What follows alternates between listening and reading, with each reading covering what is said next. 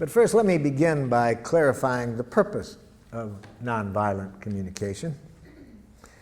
Its purpose is to help you to do what you already know how to do. Now, why do we need to learn something today that you already know how to do? Because sometimes we forget to do this. We forget because we've been educated to forget. Now, what is it that I'm talking about that we already know how to do? The purpose of this process is to help us to connect in a way that makes natural giving possible. Natural giving possible. What do I mean by natural giving? Let me do you a song to make it clear what I mean by natural giving.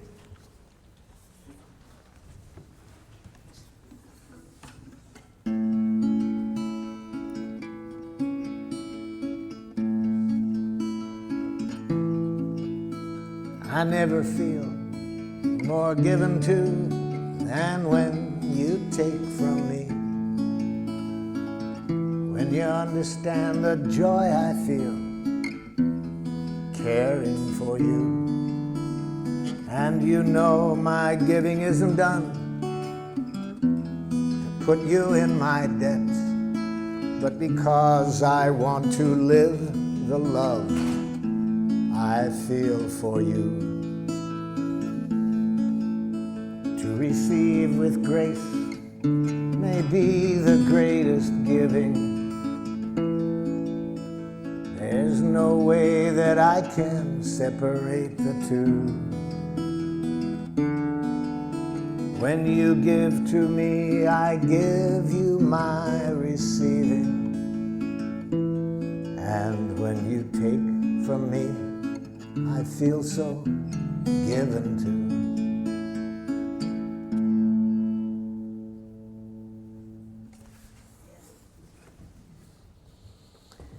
You all know that giving. You know how to do it. And that's what I'm interested in. Remembering to stay with that quality of giving, moment by moment in any connection. But we also all know that it's easy to lose it. It's easy to lose that connection, so that instead of enjoying that quality of giving, which is possible every moment in every contact we have, in spite of how precious that is, we forget. And instead of playing the game that song is about, which I call Making Life Wonderful, it's the most fun game I've ever heard. Instead, much of the time we play another game called Who's Right? Have you ever played that game? See.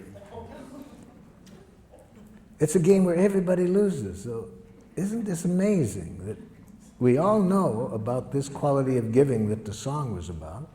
It's possible every moment. We find that the richest thing to do, and much of our life we end up playing Who's Right?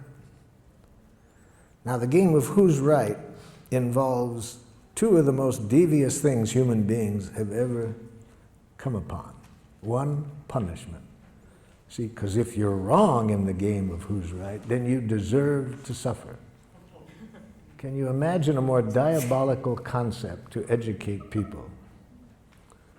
So, if you haven't already abstained from punishment, I'm sure by the end of the day that will no longer be a part of your consciousness. No more punishment.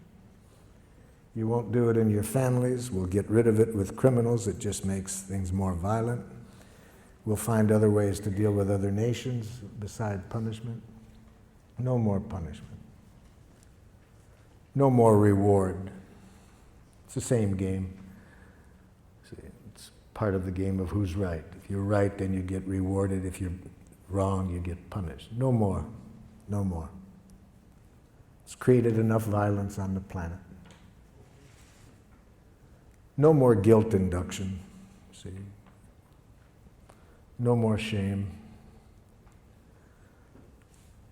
No more concepts of duty and obligation. Just what the song is about. Natural giving. So how did we get off target? We got off target, according to Walter Wink, a theologian who writes in his book, The Powers That Be. We got off target about 5,000 years ago. We got off target because we started to get some wild thinking. Wild thinking that human beings are innately evil. And when you believe that human beings are innately evil, then if things aren't going as we would like, what's the corrective process? The corrective process is penitence, you see. When people are evil, you think that the way to bring about change when people are behaving in a way you don't like is to make people hate themselves for what they're doing. So for these political reasons and theological reasons, we started to develop a language that I call Jackal language. It's a language that cuts us off from life and makes it very easy to be violent. Very easy to be violent. In fact, in that book I mentioned, Wink says that domination cultures, one of the things you have to educate people is to make violence enjoyable, you see. And we've done a good job of that. We make violence enjoyable in our culture. For the 2 hours a night from 7 to 9 when children are watching television the most, in 75% of the programs they watch, the hero either kills somebody or beats them up, you see. And when does this happen? At the climax of the program.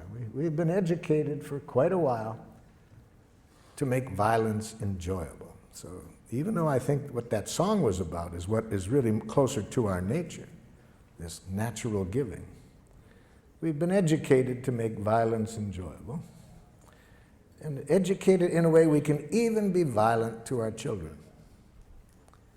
So what is Jackal language like? See, Jackal language, as I've mentioned, is a language of moralistic judgments. You think in terms of who's right, who's wrong, who's good, who's bad. And when you mention change, yes, we want change at times. So how do you get change in the Jackal system? Watch a parent try to bring about change in the child. This is a parent teaching a young child say one of the most important words in Jackal. Say you're sorry. I'm sorry.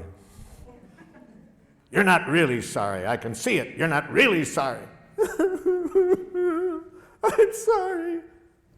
Okay, I forgive you. Can you imagine a game like that? Can you imagine a parent responding to a child that way? And if a parent is going to do that to a child in their own family, what are they going to do to people from other cultures who behave in a way they don't appreciate? So of course you're going to have violence wherever you have this kind of thinking. In cultures that do not have this thinking, you don't see violence, you see. So that's how we got off target. Even though we could be playing the game, make life wonderful each moment, we have been educated for quite a while to play another game, who's right. So what are the parts of this game of who's right? I've just mentioned one of them. One part is moralistic judgments, learning how to go up to our head and think basically in terms of right and wrong, good and bad, normal, abnormal.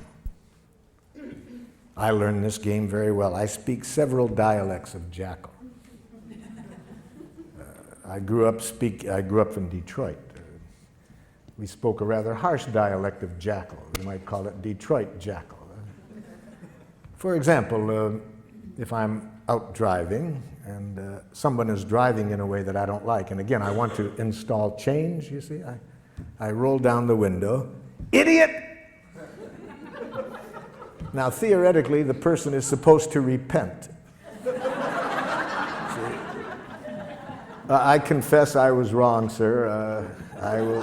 I will change the error of my ways.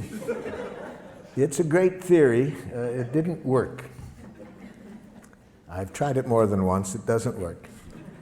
So I thought maybe it was that particular dialect of Jackal. So I decided to get the more cultured use of Jackal. So I went to the university and got a doctor's degree in professional Jackal.